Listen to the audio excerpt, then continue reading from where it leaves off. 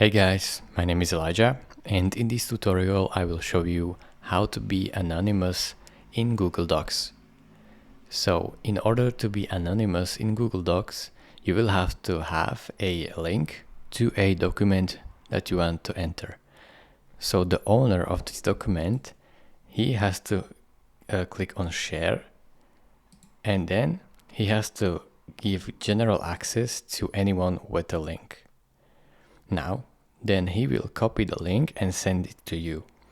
So now you have this link that he sent to you to this document.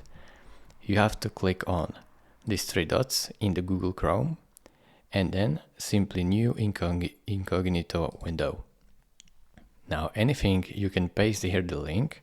So copy the link that he sent you, then click on Command V or Control V if you are on Windows, and then press enter. And if you do it in incognito window, as you can see, you are not signed in and you are viewing the document and also seeing other people participating. You can ask for access right here. Thank you for watching. If this video was helpful to you, consider subscribing and liking this video, and I will see you in the next tutorial. Bye bye.